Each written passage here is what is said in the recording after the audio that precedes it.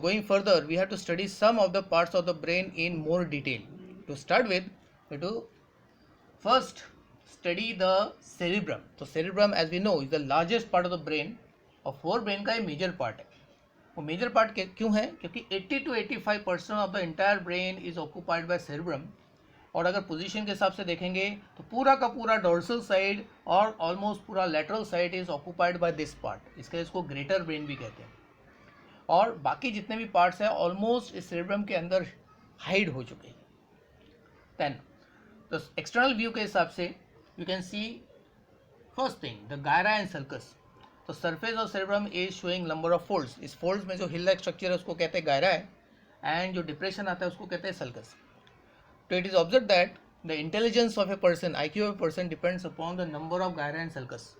तो जितने ज़्यादा फोल्ड्स रहेंगे उतना ज़्यादा पर्सन इंटेलिजेंट रहता है. तो IQ depends upon the number of gyri and sulcus. Then there are two halves of the cerebrum, left and right. उनको सेरेब्रल हेमिस्फीयर कहते हैं because they are like half sphere. ये आधा हाफ स्पीयर की तरह दिख रहा है. Then the cerebrum is divided into 4 lobes. ये पहला फ्रंटल, ये दूसरा पैराइटल, तीसरा ऑसिपिटल, चौथा temporal. The roof of the cerebrum उसको कहते हैं pallium and the ventrolateral side जो है वो थोड़ा थिक रहता है, उसको कहते हैं corpora striata. Now the 4 lobes of the cerebrum में फ्रंट दिस ब्लू जो एरिया है पूरा इसको फ्रंटल लोब कहते हैं because it is in front of the frontal bone. इसके पीछे है पैराइटल लोब, ग्रीन जोन. फिर रेडिश जोन जो है वो है ऑसिपिटल लोब क्योंकि ऑसिपिटल बोन के सामने है. और ये है टेम्पोरल लोब, टेम्पोरल बोन के सामने. तो apart from this 4 lobes there one more lobe which is considered, उसको कहते हैं इंसुला, जो टेम्पोरल लोब के अंदर की तरफ है. Now these 4 lobes are separated by deep sulci. जैसे the central sulcus is this, so it is separating the frontal lobe from parietal lobe. Then comes the lateral sulcus.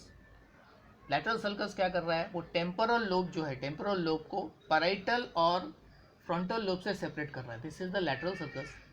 Then this is parieto-occipital या transverse sulcus. वो parietal lobe को occipital lobe से separate कर रहा है. और 2 halves of the cerebrum are separated by the deep fissure, उसको कहते हैं लॉन्गिट्यूडनल सल्कस. ये सबसे डीप सल्कस है. Now for the notes you can check this slide. So the external structure of cerebrum shows gyri and sulci, cerebral hemisphere, cerebral lobes, pallium and corpora striata. Hello friends, after understanding how the cerebrum looks externally, it's time to see the internal structure of cerebrum. If you cut the cerebrum across, you can see the 2 lobes of the cerebral hemisphere, right as well as what? Left. Now, so in the cut section, the following structures are seen. तो पहला है the outer surface of the cerebrum which is highly folded. So you can see last time we see ये जो fold बाहर के तरफ है गायरा है और ये जो डिप्रेशन है इसको ही कहते हैं सल्कस. Now, तो this area is called grey matter because इसमें होता है साइटॉन्स. तो यहाँ पे ही सेरेब्रम के अलग अलग सेंटर्स होते हैं, motor centre, sensory centre, association centre, जो हम लोग बाद में देखेंगे. Now inner to this is the cerebral medulla जो वाइट मैटर का बना होता है क्योंकि उसमें माइलिनेटेड फाइबर्स होते हैं. तो grey matter has cyton and white matter has what? Fibres. Now these 2 halves are connected with the help of transverse tracts, nerve tract जिसको corpus callosum कहते हैं. So these tracts you can see which is connecting the left and right cerebral hemisphere, उसको corpus callosum कहते हैं. It is the largest commissure in the brain or the bridge in the brain. Then there are 2 hollow space in the cerebral hemisphere जिसको ventricles कहते हैं. तो this is first, this is what? Second, जिसको paracel कहते हैं and it is filled with cerebrospinal fluid. Now the cerebral cortex is the most prominent part of the cerebrum which makes up most of the aspect of the cerebrum. Even the function is decided by the cerebral cortex. So this is the note on the internal structure of the cerebrum. You can copy down. Now let's see the function of cerebrum now. Now the cerebrum is the main center of all types of sensations, all voluntary actions and all higher integrated functions.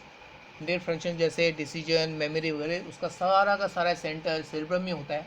And all this centres जो है वो cerebral cortex में ही located है. And the left and right जो cerebral hemisphere है, they are coordinated with each other, एक साथ मिल के काम करते हैं. तो and it is interesting to know कि लेफ्ट सेरेब्रल हेमिस्फीयर जो है वो लॉजिकल थॉट प्रोसेस, लर्निंग और आइडियाज़ को कंट्रोल करता है. राइट सेरेब्रल हेमिस्फीयर जो है आर्टिस्टिक डेवलपमेंट, म्यूजिक, आर्ट्स, इन फंक्शंस को कंट्रोल करता है. So in the next slide we'll see the functional area of the cerebrum. Hello friends, now continue with the function of cerebrum. All the functions of the cerebrum are because of the gray matter which is present in the cerebral cortex. So there are three fundamental areas in the cerebral cortex. The outer surface of the cerebrum, one is sensory area, which receives the sensation from the different sense organs, eyes, nose, ear, etc. and helps it to analyze. The second is motor area. इस area से जो है body के हर voluntary organs को message मिलता है for movement and locomotion and also some of the involuntary action. And association area are dealing with the higher brain activity like reasoning, will, personality, memory, decision, etc. Now, so all these functional areas are distributed in different lobes. So we see the different areas according to lobe. तो frontal lobe में कौन कौन से area है? तो पहला जो area है, it is located just behind the central sulcus. जो येलो से दिख रहा है वो है जनरल मोटर एरिया. तो यही वॉलंटरी एक्शन का सबसे इम्पोर्टेंट सेंटर है. उसके जस्ट पीछे is the pre motor area which controls the higher involuntary actions. उसके सामने you can see there is a thinking area. यहाँ पे personality, decision making, will analyse किया जाता है. फिर उसके नीचे है motor area. This part is a motor area and deeper inside is a Broca area. It is a motor speech area. तो it helps in speaking. Okay, तो अगर ये डैमेज हो गया तो person is not able to speak, उसको Broca aphasia कहते हैं. In the parietal lobe you got central sulcus के just behind you got somatosensory area. तो it is the area which helps to detect the touch, pressure, pain and helps us in maintain the consciousness, awareness of our surrounding. फिर नीचे की तरफ है gustatory area. This is a centre of taste. ये taste को detect करता है. और अंदर की तरफ है Wernicke's area. It is a sensory speech area. और यही जो है लैंग्वेज अंडरस्टैंडिंग में हमको हेल्प करता है. अगर ये डैमेज हो गया तो person is not able to understand the language. Then occipital area में एक ही सेंटर है विजुअल एरिया, जिस सेंस ऑफ व्हाट, साइट. तो यहाँ पे ही जो है पिक्चर्स क्रिएट होता है. एंड टेम्पोरल लोब में दो सेंटर है. एक olfactory lobe, olfactory which is the centre of smell, और उसके पीछे है auditory area. This is the centre of hearing. Now this is the important functional area of different lobes of the cerebral cortex. You can copy it. And this is the image created in EEG, electro